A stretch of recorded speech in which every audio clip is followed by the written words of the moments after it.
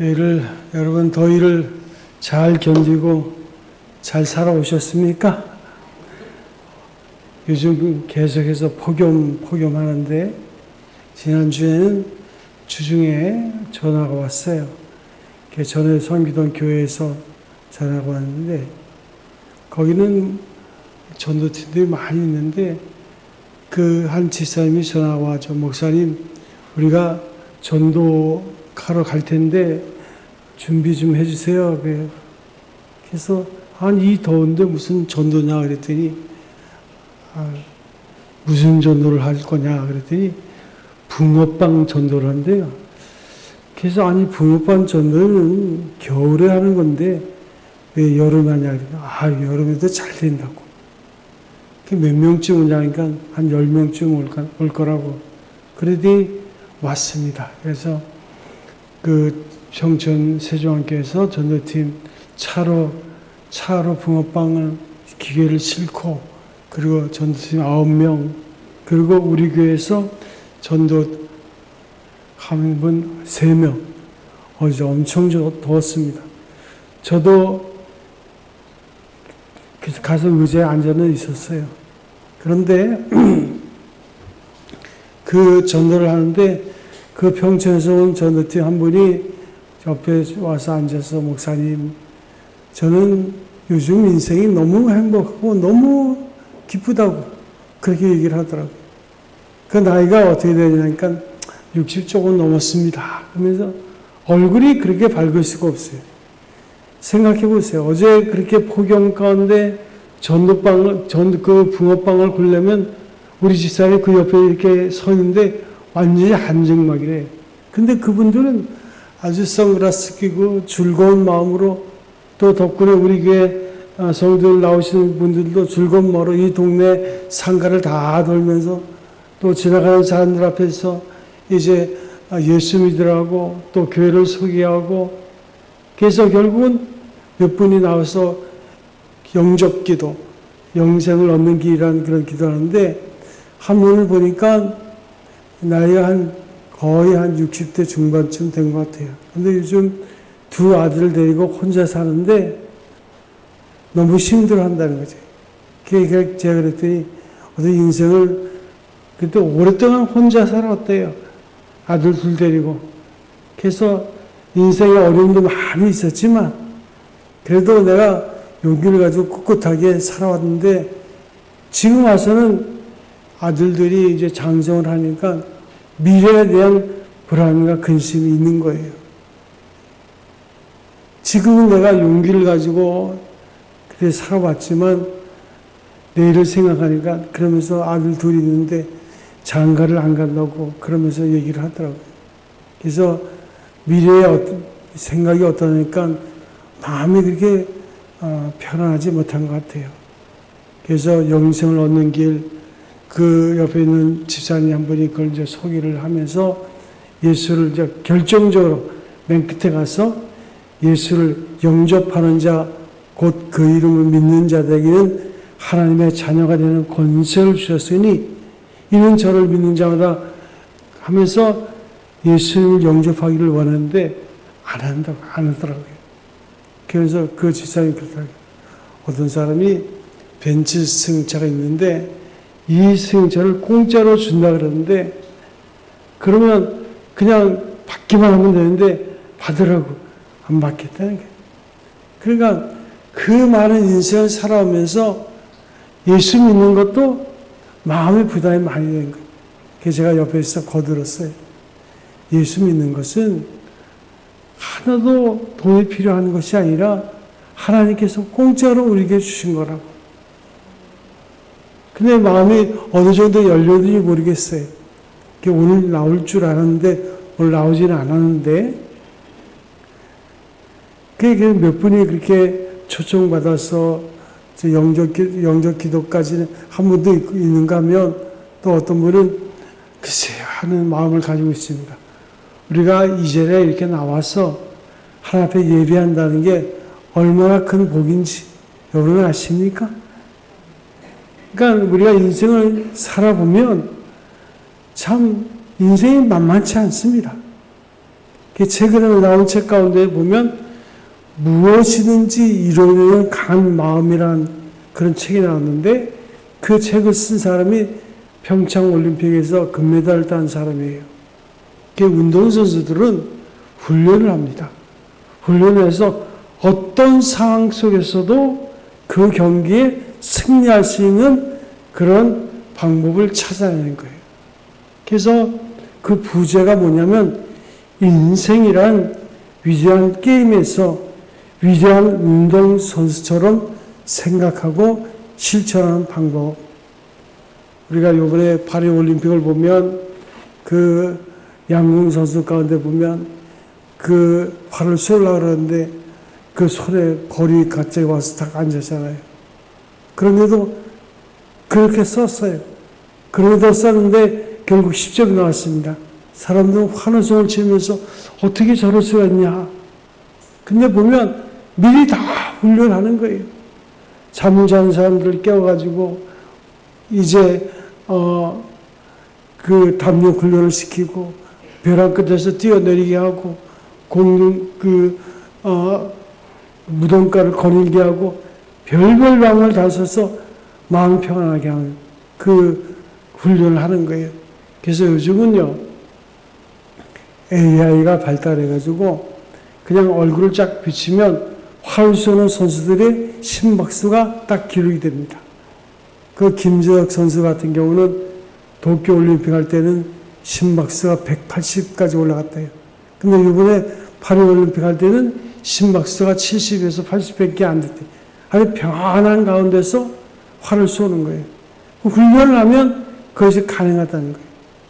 그래서 우리가 진정한 행복이라는 것은 마음의 평안인데 이게 잘 안 되는 거죠. 한 분이 그런 얘기를 해요. 제가 외국에서 오래 살다 왔는데 지금 아들들이랑 같이 사는데 여기 부근에 있는 어느 큰 교회에 새벽기도를 나간대요. 그러면서 하는 말이 우리 교회 새벽기도를 나오겠다고 한번 얘기를 하긴 했는데 그러면서 그런 얘기를 하면 여러 가지 마음이 불안하고 그 여러 가지 안타까운 얘기들 많이 합니다. 우리가 많은 것을 얻는 것 같지만 인간의 불행은 어디 있느냐? 행복이 무엇인지 확실히 모르면서 그것을 찾아 산다는 데 인간의 불행이 있습니다. 행복이 무엇인가? 복이 무엇인가? 기쁨이 무엇인가 모르면서도 막연하게 그것을 추구하면서 인생을 삽니다. 여기에 불행의 원인이 있는 거예요. 결국 인간은 일생을 통해서 성공과 실패와 역경의 숱한 곡절을 겪으면서 진정한 복을 이제 알아나가는 거예요. 여러분, 복이 무엇이라고 생각하십니까? 복이라는 것은 행복을 얻는 것이 아니라 행복이 무엇인가를 깨닫고 우리 진정 내게 유익이 되는 것이 무엇인가를 깨달아 아는 것인데 우리가 숱한 실패와 역경과 곡절을 겪으면서 진정한 복을 알아나가는 거예요. 복이 무엇일까요? 복이란 행복을 얻는 것이 아니라 행복이 무엇인지를 깨달아가는 것입니다. 그래서 다윗은 시편 1편에 말하기를 복이 따로 있는 것이 아니라 복 있는 사람이 따로 있다는 것을 말씀하고 있어요. 그래서 복 있는 사람은 악인의 꾀를 쫓지 않고 죄인의 길에 서지 않고 오만 자의 자리에 앉지 아니고 오직 여호와의 율법을 주하러 묵상할 때 복 있는 자의 삶이 되는데 그 복 있는 사람은 어떤 환경과 사건과 그 모든 것과 상관없이 늘 복 있는 자의 삶을 사는 거예요. 그래서 복이 무엇인지 행복이 무엇인지 모르는 채 살다가 그대로 죽어가는 사람도 많이 있을 것이고 이것이 복이었구나. 야, 이것이 행복이었구나. 깨달을 때는 이미 우리 인생에 남은 시간이 얼마 남지 않은 그런 가운데서 인생을 사는 분들이 많았어요. 우리가 야곱의 인생을 한번 생각해 보면 야곱의 그 인생의 그 전부는 어떻게 하든지 축복을 받고자 축복을 쟁취하는 그 삶 속에 애쓴 인생이라 할 수 있습니다. 아무도 야곱처럼 철저하게 수단과 방법을 가리지 않는 피난을 노력을 다하면서 복받기를 원했던 사람도 드물 것입니다. 그러나 사실을 알고 보면 그것은 복이 아니었습니다. 야곱은 복이 무엇인지 알지 못하고 그리고 그것이 복인 것처럼 착각하고 그렇게 살다가 나중에야 진정한 복이 무엇인가를 깨닫게 되는 그런 지혜를 얻게 돼요. 우리 야곱은 태어날 때 쌍둥이로 태어났습니다. 근데 안타깝게도 형으로 태어나지 못하고 동생으로 태어났어요.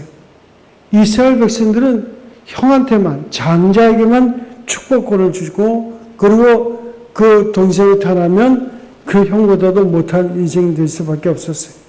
그래서 그 야곱이 한 그 방법은 아버지 이삭의 눈을 속입니다. 그래서 그 축복권을 그가 쟁취하는 거예요. 그러기 위해서는 그 형 에서도 속여야만 됐어요.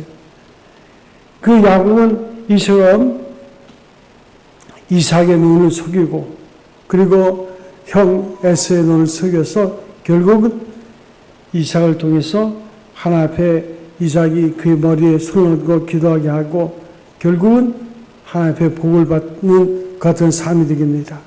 그래서 그 아버지 이삭은 하나님께로부터 오는 그 모든 복을 야곱에게 이제 손에 머리에 안수하고 내렸어요. 그런데 야곱은 수단과 방법을 가리지 않고 아버지를 속이고 형을 속이고 장자의 축복을 받아냈지만 그 이후에 그에게 주어진 삶은 오히려 위기가 됐던 것을 볼 수 있습니다.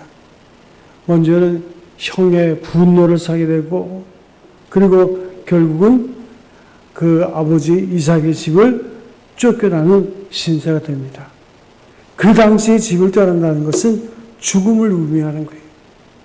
야곱은 어머니의 도움을 받아서 외삼촌이 있는 하란으로 향하는 도중에 우리가 잘 아는 창세기 28장에 보면 날이 어두워서 하루를 지나게 됐는데 덮을 이불도 없이 그 맨바닥에 누워서 잠을 자는데 돌을 베개 삼아서 잠을 자는 거예요. 광야에서 돌을 베개 삼아 노숙까지 하게 되는 거예요. 그래서 광야에서 하룻밤을 지내는 것 유용하기 짝이 없죠.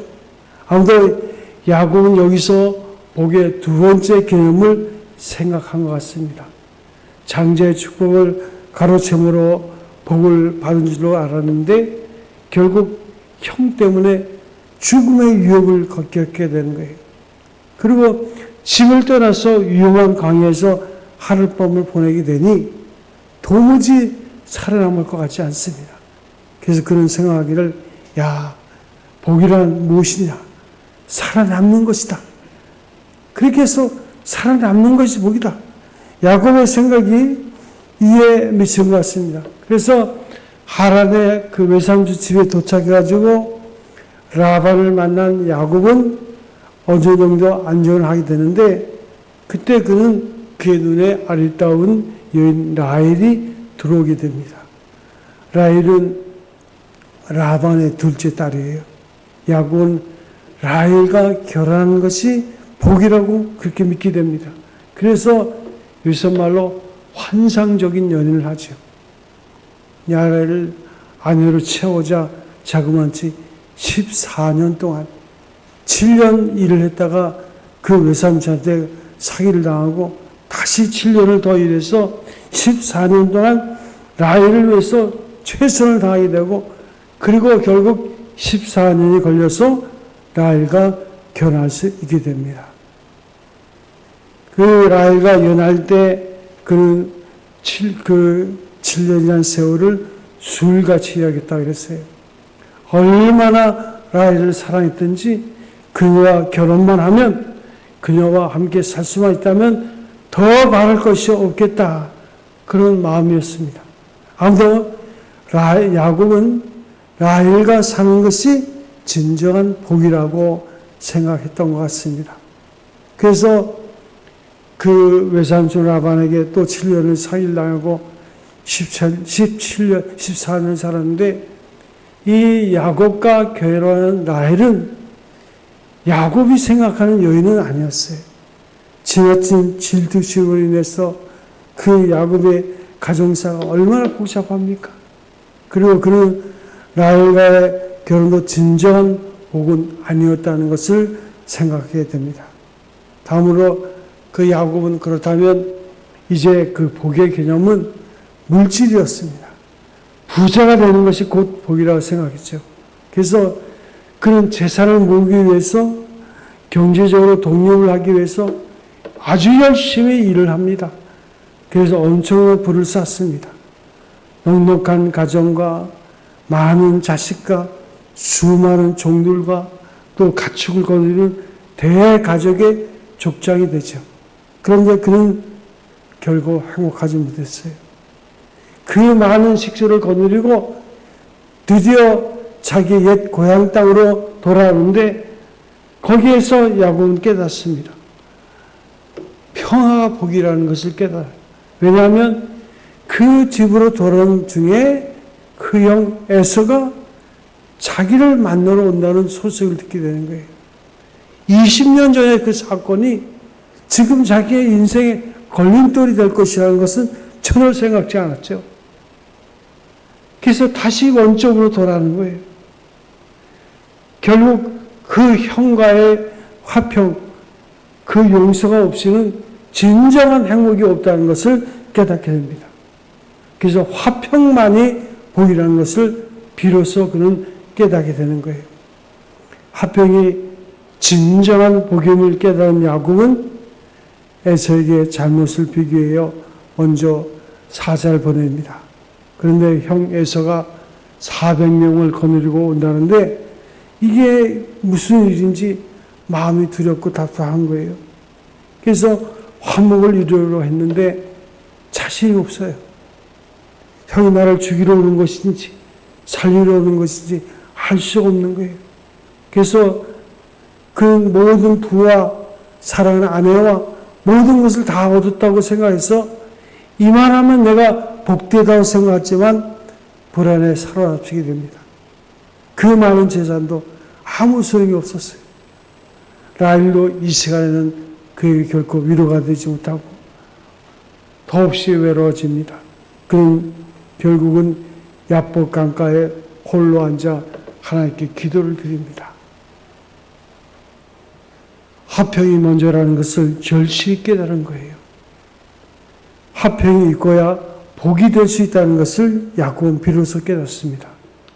본문 말씀을 보게 되면 20년 만에 형 에서와 야곱이 만나고 있는데 원수되어 20년을 보낸 그 세월, 특별히 20년 동안 원수로 지내다가 이제 형제에서 만나는 감격적인 그 순간에 그 결국은 에서와 야곱이 서로 안고 목을 어루만지고 하는 입맞추고 서로 우는 그런 장면이 제 4절에 나오는데 이 화목의 시간을 위해서 야곱의 한 일이 있어요.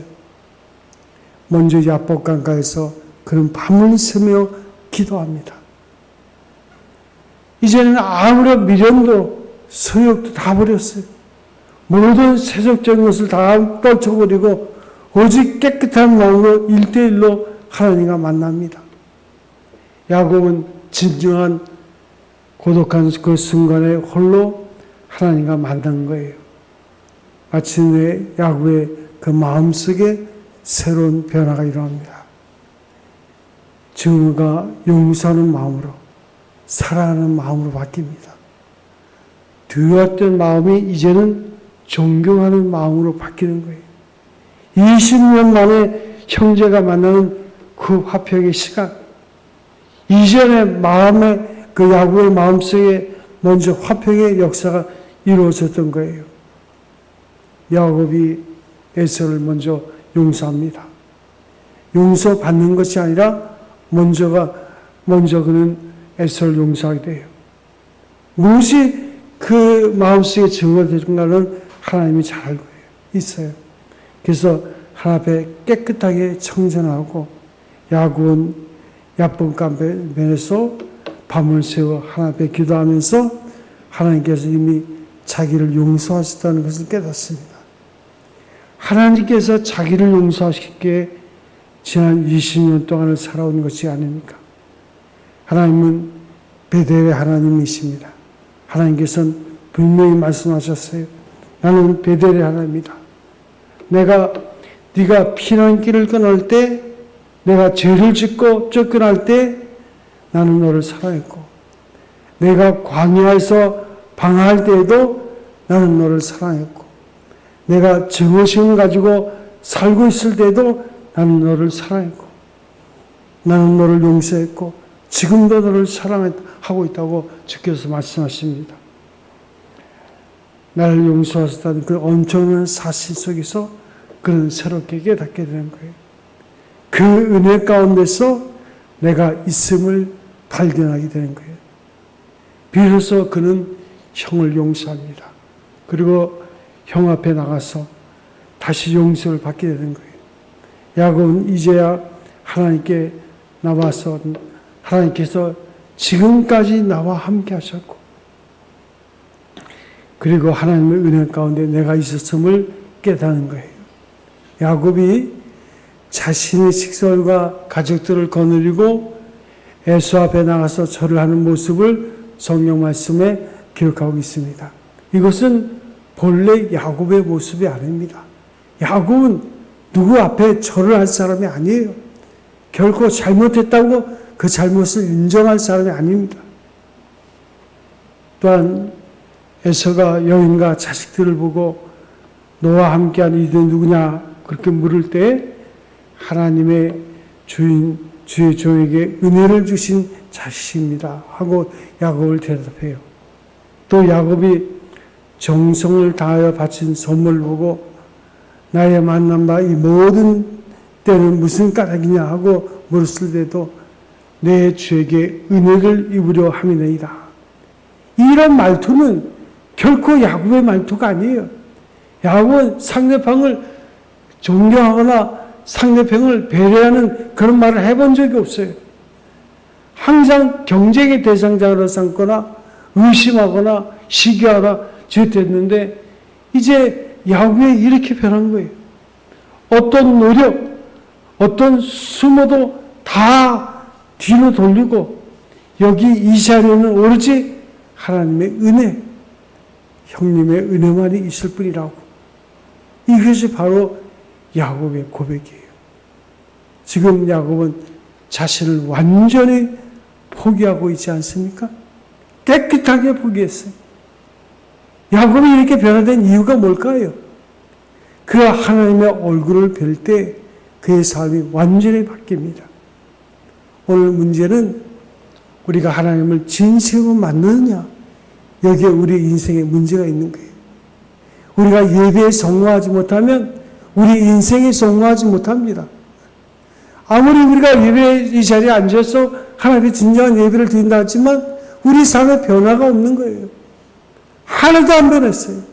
그러면서도 우리는 예배를 많이 드리면 많이 변하고 천만의 말씀입니다. 모름지기 올바른 커뮤니케이션은 100% 자기 입장을 포기할 때 비로소 가능해지는 거예요. 야곱은 에서 앞에 엎드려서 7번 절합니다. 이것도 야곱의 옛날의 모습은 아니죠. 야곱은 절대로 누구 앞에 절하거나 지기 싫어하는 사람입니다. 여기에는 얼마를 잘했고 얼마를 못했다고 하는 어떤 변명도 없어요. 엎드려 7번 절을 할 뿐이에요. 그러고 용서하는 것입니다. 그가 용서할 때 그 또한 용서를 받게 되는 거예요. 본문 말씀에 나타난 야곱은 보세요. 20년 만에 형님과 만나는 이 자리에는 이 순간은 어떤 경쟁도 있을 수 없는 거예요. 불신도 없습니다. 자존심도 명예도 아무것도 없어요. 오로지 용서해 주시는 하나님의 은혜에 감사하고 보호해 주시는 하나님의 은혜에 그 보답하면서 나아가 엎드려 7번 절할 뿐이에요. 이로 말미암아 화평의 역사가 이루어지는 거예요. 7번 엎드려 절한 이 사건 자체가 기도의 응답이에요. 기도 가운데 얻은 신앙적인 용기, 이로써 멍하고 강팍했던 에서의 마음도 녹아버리고 서로 끌어안고 입을 맞추고 감격의 눈물을 흘리게 되는 그 모습을 연출하게 되는 것을 볼 수 있습니다. 그래서 형 에서의 얼굴을 마주한 그 야곱은 형님의 얼굴을 볼 때 뭐라고 말합니까? 내가 하나님의 얼굴을 보는 것 같다 그랬어요. 본래 그 에서는 몸에 털이 많고 아주 그 피부가 붉은 그 남자다운 것 같은 사람. 그런데 그 형 에서를 볼 때 야곱은 하나님의 얼굴을 보는 것 같다고. 오늘 문제는 나와 화목지 못한 사람들, 나와 평화를 유지하지 못한 사람들, 그들의 얼굴을 볼 때 여러분은 어떤 얼굴이 되고 있습니까? 20년 동안 막혔던 담이 무너져 형제 간의 화평을 찾는 순간 형 에서의 얼굴에 하나님을 뵙는 것 같은 엄청난 감격을 맛보게 되는 거예요. 스데반이 순교할 때 모습이 천사의 얼굴과 같다 그랬어요. 스데반은 억울한 누명을 쓰고 돌에 맞아서 죽지 않았습니까? 그런데 스데반은 죽어가면서도 자기를 향해 돌을 던지는 유대인들을 용서한 거예요. 그러면서 뭐라 했습니까? 이 죄를 저들에게 돌리지 마옵소서. 그렇게 기도까지 했어요. 그는 원수가 그에게는 더 이상 있을 수 없어요. 그는 마지막까지 하늘을 우러러봤어요. 문제는 내가 하나님의 얼굴을 보지 못했다는 거예요. 내가 하나님으로 체험하지 못했다는 거예요. 그 경험 없이 신앙생활을 하니까 얼마나 힘들어요. 용서가 됩니까? 안 돼요. 사랑이 됩니까? 안 돼요. 우리가 하나님을 실질적으로 깊이 묵상할 때 비로소 우리는 진정한 크리스찬의 모습을 갖게 되는 거예요. 그래서 스데반이 돌에 맞아 고통스럽게 죽어가지만 천사의 마음을 지녔기에 천사의 얼굴로 죽음을 맞이할 수 있었던 거예요. 그 같은 화평, 평안, 바로 그것이 신앙의 기적입니다. 그것이 진정한 그리스도의 모습이에요.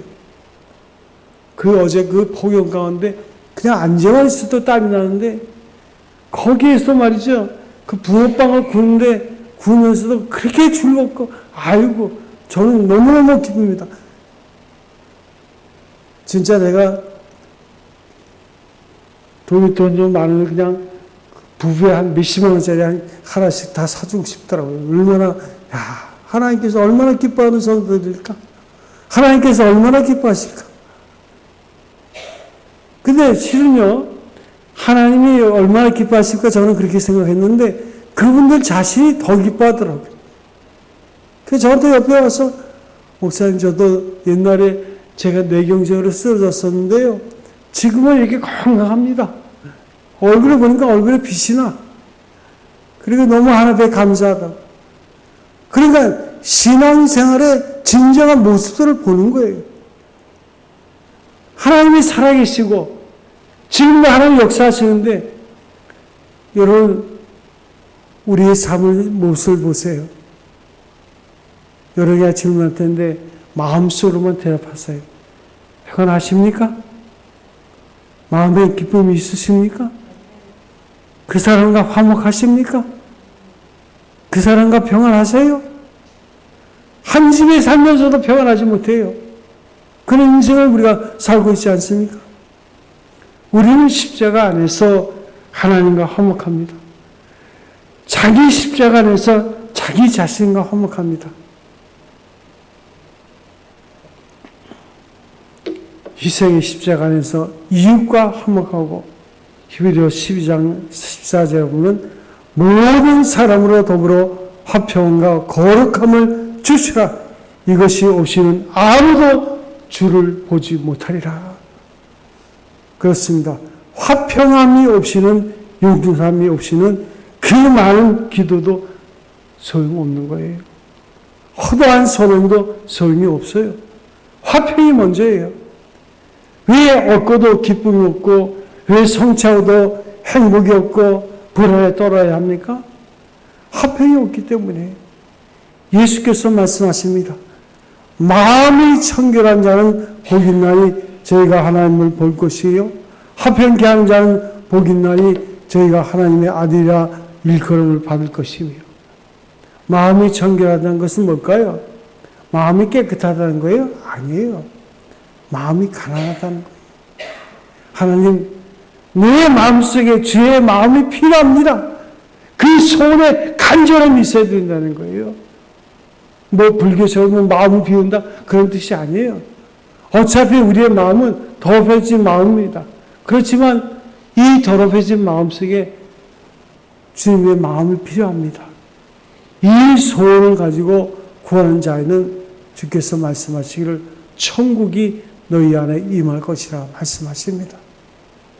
사랑하는 성도 여러분, 우리가 생을 마치고 천국에 들어가는 것만이 천국의 삶이 아니요, 이 땅에서도 우리가 주님과 함께 동행하면 얼마든지 천국 같은 평안함과 기쁨이 여러분 속에 임할 수 있어요.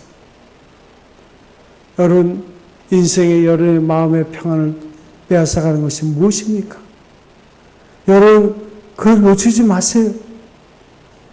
그래서 하나님 앞에 이렇게 기도하세요. 주님, 내 마음속에 주의 평안이 임하기를 원합니다. 하나님과 은밀하게 기도하세요. 간절히 기도하세요.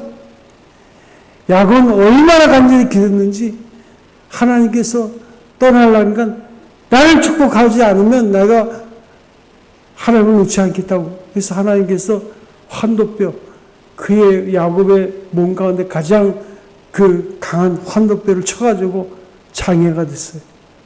평생 그는 장애인으로 살았습니다. 그렇지만 그는 살아계신 하나님을 만날 때 그 남은 인생의 삶이 하나님의 평안과 기쁨이 그에게 임한 줄로 믿습니다. 오늘 여러분의 인생의 삶 속에도 하나님을 깊이 경험하고 주의 평안과 감사, 감격이 넘치는 귀한 인생이 되시기를 주의 이름으로 축원드립니다. 기도하겠습니다.